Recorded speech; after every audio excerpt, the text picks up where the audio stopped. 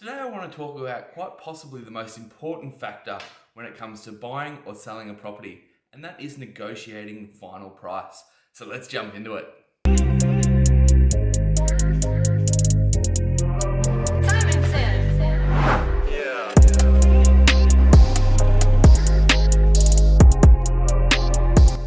you're buying and selling a property, one of the most crucial factors is negotiating the final price.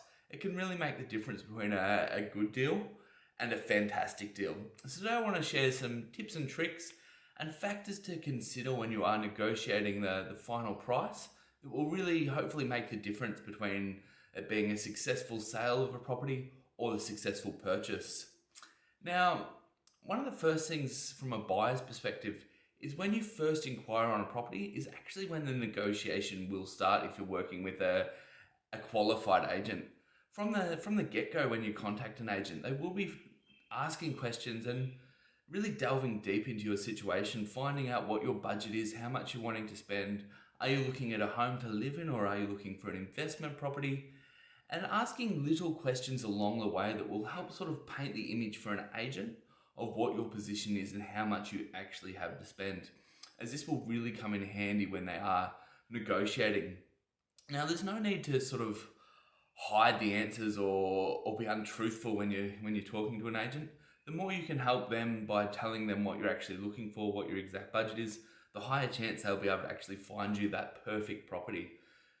But do be mindful the information you are telling them. Any good agent will be remembering that information for later on when you are negotiating. The other really important factor to keep in mind throughout the process, especially if you are buying a property, is the agent you're working with works for the seller. It's essentially their job to get the seller the highest possible price. So keep this in mind throughout the negotiation process. Now, one of the first traps that I find people fall into all the time is that they use the asking price as really their gauge to if their negotiations are successful or not. And this can become a real trap. Really well-priced competitive properties often actually sell above their asking price. So just using just the sale price as just the advertised price as your sort of benchmark as to where value is a really easy trap to fall into as a buyer. As a seller, you also want to be using this sales price, the advertised price, to your advantage by pricing it as close to where you think the actual market value of the property is, will attract more buyers and help you in the negotiations, as you will have more competition fighting for your property versus if you overprice it considerably and only get a couple of tire kickers coming through. You won't be able to create that competition and drive up the price. So the first thing to start the negotiation is to actually have a target price. And to come to a target price, you really need to be looking at what comparable properties are on the market for and what comparable properties have recently sold. Like I say, focusing just on what the actual advertised price is really a fool's errand. So before you start any negotiation, you really want to have a firm price in mind of what you'd consider that property to be a good deal at or what you're prepared to pay. If you're looking at buying a property for yourself to live in, you might actually be willing to pay a little bit more for that property compared to what comparable properties have recently sold for, because it might have a shed or it might have that second bathroom or it might have one certain feature that's really appealing to you and you might be willing to pay slightly more for that feature. So create that target in your mind of what you'd actually be happy to pay for the property before you even put forward that first offer, as that really is a crucial step in getting a good deal and buying that property for the right price. Now, once you've got that price in mind, to start off the negotiations, I'd really recommend not putting too much weight in the actual asking price, as this really is just a guide. You want to be having a look and seeing when you do inspect the property what interest there is. Are there many other people inspecting the open home, or are you the only one at the open? If you're the only one at the open and there's no visible signs of competition, the agent isn't talking about other parties being interested or offering on the property, it's going to give you a bit more of a stronger footing to start those negotiations. Now, when you first put forward your offer, any good agent will act insulted. So say the property's on the market for $400,000 and you offered $390. Most good agents will act insulted when they first hear this offer. The reason for this is if we can increase, as an agent, if we can increase your first offer, we're at a much higher chance of getting a good price for our seller.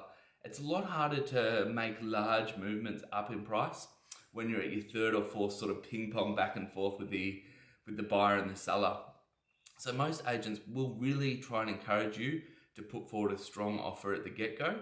So just be mindful of this. If the agent is acting sort of insulted by that first offer, it really is more of a tactic to get you up in price than actually a reflection of what the seller may take. In this same regard, so often I work with buyers and they just start paying out on the property. Like, the kitchen needs replacing, the bathroom needs to be done, the fences are falling back. This really, the seller's not going to fix these items. The only thing that can address these items is price. And the best thing you can do is send an email to the selling agent with some recent comparables to justify what your offer is. If this email is nice and concise, they may even forward it to the seller to help sort of persuade the seller that your offer is reasonable. So don't focus on sort of paying out parts of the property that need work. Focus on the comparable sales. If you can sort of show that 5 similar homes have sold for considerably less than what the property is on the market for, you may have a case of negotiating strongly. But that is your best tool, is to use those comparables to your advantage, and I'd even consider sending them to the agent, or if you're working directly with the seller, to the seller. And this works in vice versa.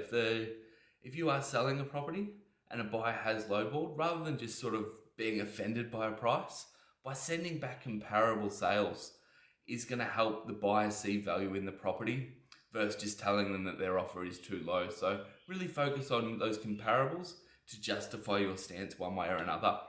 And this sort of leads to, so after that first offer's been made, so often we see people just splitting the difference. So if we're 40 grand apart, the seller might come back 20, the buyer might come back 10, we might come back 5 and meet in the middle.